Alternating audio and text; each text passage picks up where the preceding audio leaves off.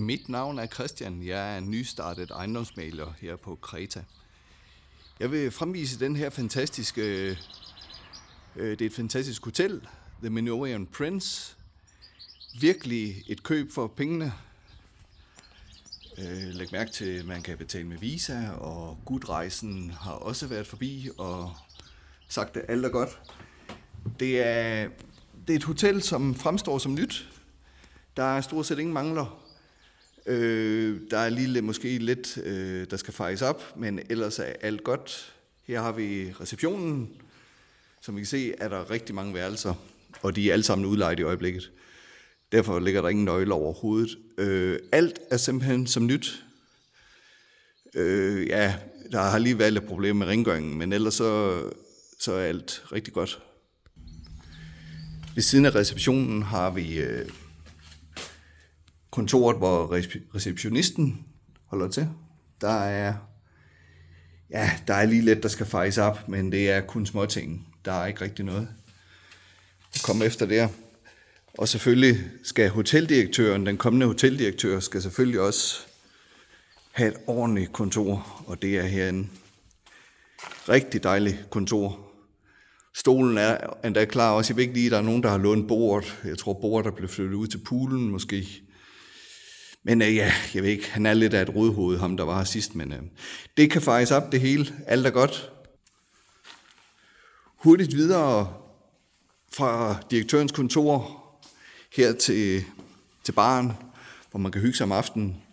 Der er også nogle fantastiske velholdte møbler i noget fyrtræ med lidt hønner. Og så den famøse, velkendte bar, hvor mange har drukket hjernen ud i løbet af årene her. Og selvfølgelig serveres der Warsteiner. Og for ikke at gå ned på elektronik, så er der selvfølgelig også telefon overalt. Og det er bare at ringe, hvis der er brug for hjælp til at blande en drink eller lignende, så er hjælpen nær. Herinde har vi restauranten, hvor buffeten serveres hver aften rundt om dette fantastiske bord. Der er rig mulighed for at have de lette ting for oven og de tunge ting for neden. Og der er lidt bestik fra morgenmaden. Og jeg skal også fyre den rengøring der. De får ikke lige taget de sidste bananer med. Men ellers virkelig en perle. Herinde igen. Receptionen og baren. Opgang her til første sal, hvor vi har værelser. Lad os lige gå et hurtigt smut ud i køkkenet. Køkkenet er jo også fantastisk. For pokker. Der er sgu også lidt problemer her. Men menuen er klar. Og det er et ældre græsk ægtepar, der har haft det, så der betales stadigvæk med drakmer. Men det kan der heldigvis laves om med på. Og så har vi det store industrikøkken, M-hætte. Og som I kan se, så er der blevet stegt lidt på gulvet, men alt er godt. Og den dejlige fryser, også helt som ny. Så man kan holde den gode mad kold. Alt i alt et rigtig godt køb. Der er kun lige lidt småting, der skal ordnes inden dette. Ja, og så herover har vi selvfølgelig, har ikke vinkælder, men der er vinreol. Og det er jo simpelthen et must. Der er godt nok nogen, der har drukket de sidste flasker, men ellers er det jo rigtig smart måde at løse pladsproblemerne på, når man ikke lige har adgang til vinkælderen. Så rigtig godt, rigtig lækkert, at man lige kan komme over og hente en flaske vin, når man nu skal nyde maden her fra aftens buffet. Jeg vil nu bevæge mig ud gennem baren igen. Baren havde vi her. Jeg ved ikke, om der er noget at drikke tilbage. Nej, vi er lige gået tør for drikkevarer i øjeblikket, så vi får nye forsyninger. Jeg har jo telefonen, jeg kan ringe med. Så lad os gå ud og se på de udendørs faciliteter. Der er jo virkelig noget at holde. Virkelig noget. Så er vi ved at være fremme ved poolen. en virkelig lækker pool med mange niveauer, så de små kan svømme op i den her ende, og så kan de voksne svømme dernede, og der er endda en lille fin bro over. Jeg skal lige sige, at vandet det er ikke langt væk. Der er en stor pumpe, der pumper havvand herop, så vi skal bare lige have tændt den, så er alt godt. En rigtig lækker pool, nydeligt dekoreret. Og så kan vi se, herovre bagved har vi baren, men oven på baren er der bygget små bungalows, så man kan lege selvfølgelig, og de står stort set også som nye. Herovre har vi restaurantbygningen og køkkenet. Der er også boliger ovenpå her, bungalows, 1-2 værelses. Står også helt klar som nye. Der er måske lige noget med nogle gardiner, der lige skal justeres lidt, men ellers er alt rigtig godt. Så er vi over ved baren. Her ovenover har vi en del af bungalowsene der, og som I kan se, så står alt rigtig skarpt. Det er næsten lige blevet malet. Og lad os komme ind og se, hvordan baren er. Der er også rigtig flotte omgivelser. Det flyder, at Tom Cruise han har arbejdet her på et tidspunkt. Jeg ved ikke, om det er ham, der er afbildet her. Ja, det var nok lige før, at han kom, tror jeg. Men som I ser, en rigtig lækker bar. Super kvalitet. Mangler måske lige en våd klud. Der er faktisk ikke rigtig nogen mangler her, andet med lige en våd klud kan klare, og måske en lille kost.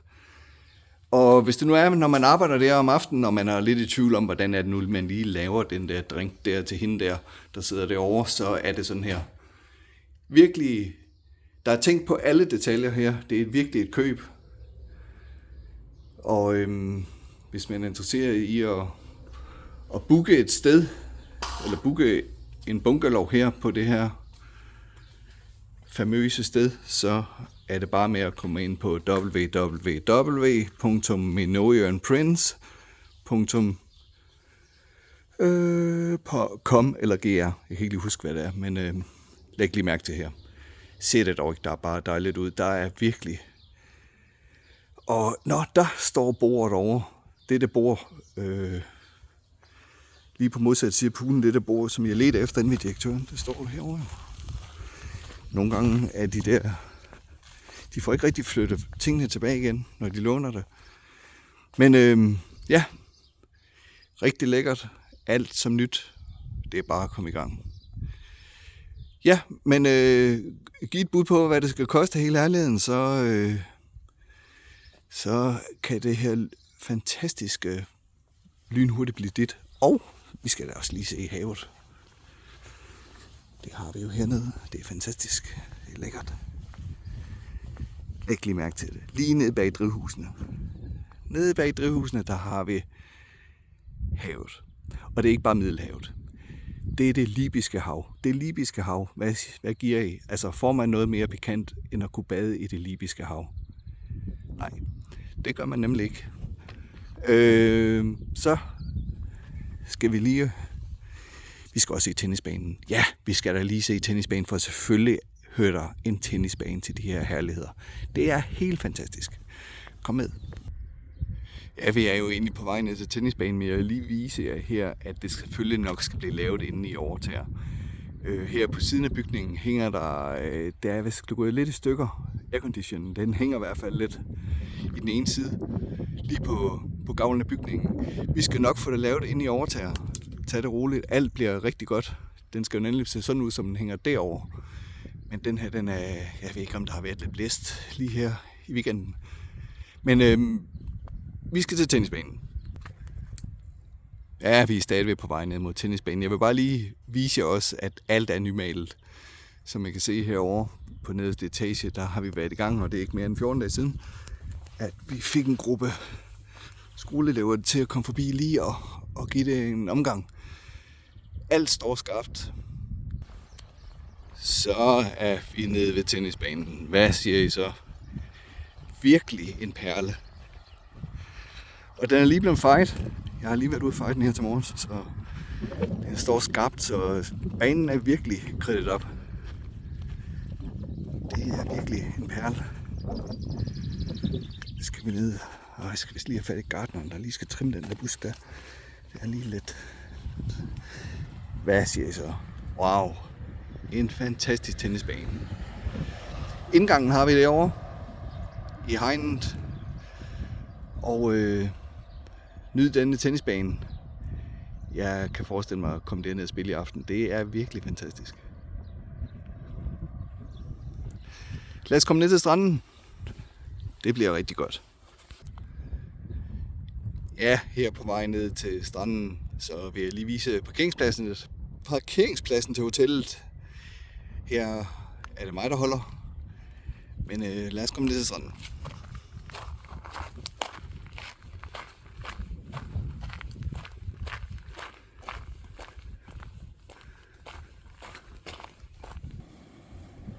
Så er vi på vej ned til den private strand.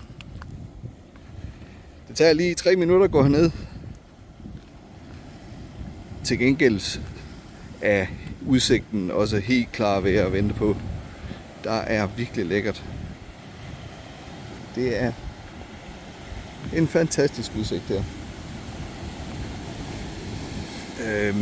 Ja, vi har lidt problemer med afspærringen her. Den har det ikke lige helt så hvad pokker. Det er vores strandbar. Men altså, den er jo næsten som ny. Der skal jeg måske lige fejes lidt. Så er alt godt det også. Men læg mærke til havet her. Det er helt fantastisk.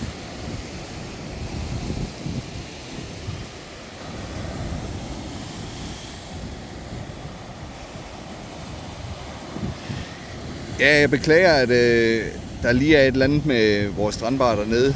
Sådan så den ikke helt ud sidst jeg var her, men lad os gå ned og kigge på det. Ja, så kom vi ned til strandbaren.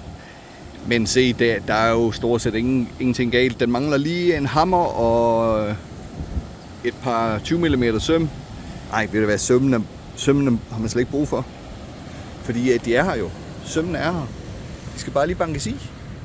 Alle sømmene er der. De skal bare lige bankes i. Så rejser det sig op. Det er virkelig. Så her kan der blive simpelthen komme kolde øl og sodavand over disken her i løbet af 0,0, hvis man bare lige får banket de der søm det igen.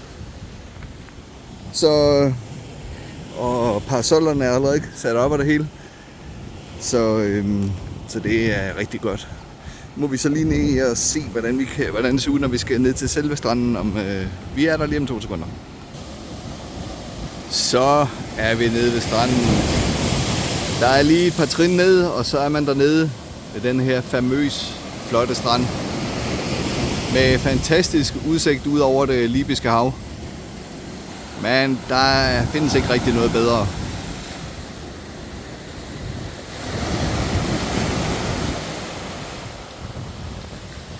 Forestil dig det, når du lige bliver lidt tørstig, så lige oppe i strandbaren og få lige et par kolde drinks med ned på stranden.